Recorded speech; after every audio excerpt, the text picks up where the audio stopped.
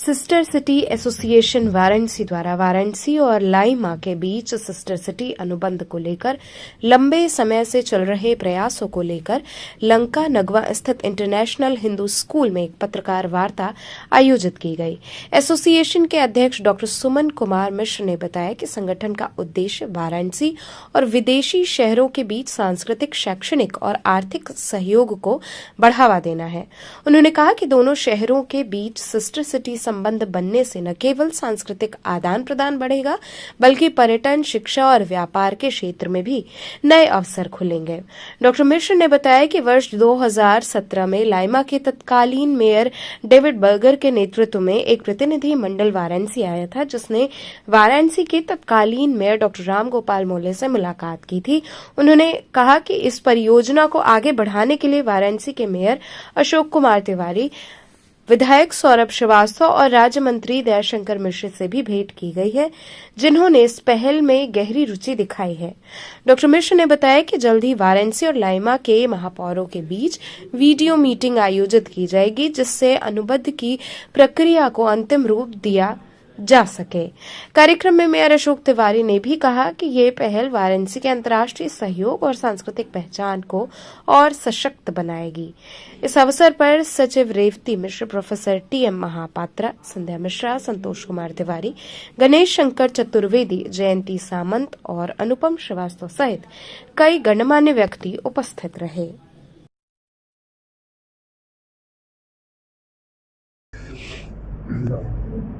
जो संविधान हम लोगों का है संस्था का, वो ये कहता है elected representative of the city.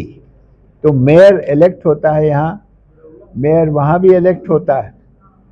तो ये दोनों मेयर को एक मेमोरेंडम ऑफ अंडरस्टैंडिंग पर साइन करना है कि हम लोग आदान प्रदान करेंगे शिक्षा के क्षेत्र में, सामाजिक क्षेत्र में, आर्टिस्ट और कल्चरल और अपने बिजनेसमैन, ये लोग वहाँ से लोग यहाँ आएंगे, यहाँ से लोग वहाँ, आपस में दोस्ती बनाने के लिए, बढ़ाने के लिए।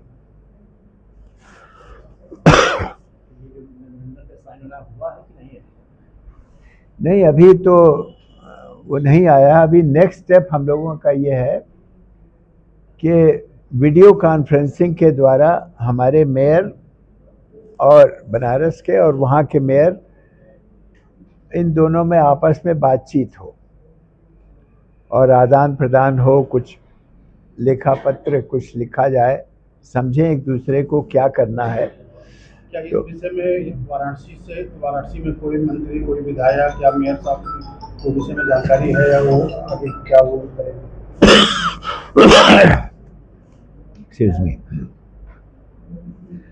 यहाँ पर हम लोगों ने प्रयत्न किया है कि जो बनारस के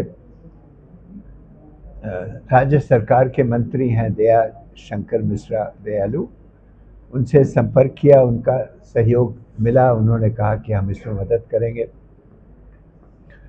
हमारे एमएलए जो हैं दक्षिण के सौरभ श्रीवास्तव, उन्होंने भी सहयोग का वचन दिया। अब मेयर साहब से मिल करके उनसे प्रार्थना करेंगे कि आप इस पर विचार करिए। उम्मीद है कि वो भी इस पर सहमत होगी। 2018 से ये संस्था चल रही है और अभी तक जो चीज़ें सामने आई हैं, उसमें क्या लगता है कि अभी और इसमें कितना टाइम लगेगा ये चीज़ सक्सेसफुल होने में? बिल्कुल सही प्रश्न आपने पूछा। अमेरिका से उतावली है कि यहाँ से दोस्ती बनाने की।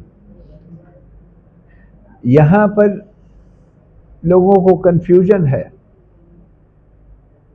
कंफ्यूजन इसलिए कि जापान के साथ सिस्टर सिटी बना, उसने यहाँ बहुत सा पैसा लगाया।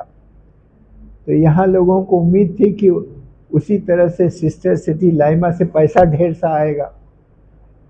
ये दूसरा कंसेप्ट है। जापानीज जो सिस्टर सिटी हुआ वो गवर्नमेंट टू गवर्नमेंट पैक्ट हुआ, और ये इसलिए इसमें देर लगती है, लेकिन आशा करते हैं कि ये गाड़ी आगे बढ़ेगी। जो स्थिति है दोनों देशों की टैरिफ को लेकर के जो दोनों देशों की स्थिति बनी हुई है, पे कुछ असर पड़ेगा इस समझौता पे?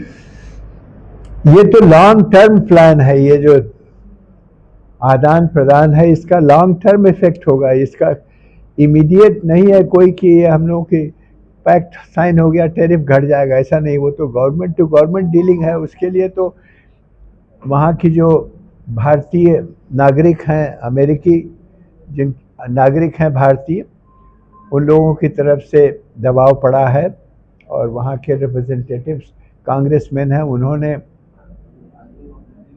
इस पर एक पत्र लिखा अमेरिकन प्रेसिडेंट को। तो इन सब चीज़ों का प्रभाव है। अब वातावरण उतना कशिश बहरहाल नहीं है, अब उसमें सुधार हो रहा है। उम्मीद करते हैं कि कुछ हफ्तों में ये टैरिफ हट जाएगा और उसकी जगह ट्रेड का डील होगा। अरे भाई कुछ थोड़ा सा टैक्स लगा दो, 10% टैक्स लगा दो, ताकि आपको सब कुछ। हिंदुस्तान का जो टैक्स सिस्टम है ये यूनिक है, यहाँ सोर्स पर टैक्स लग जाता है, ऐसा किसी देश में नहीं है। यहाँ तो बड़ा सुलझा हुआ है। तो उम्मीद है कि ये जल्दी ठीक हो जाएगा टैरिफ का मामला।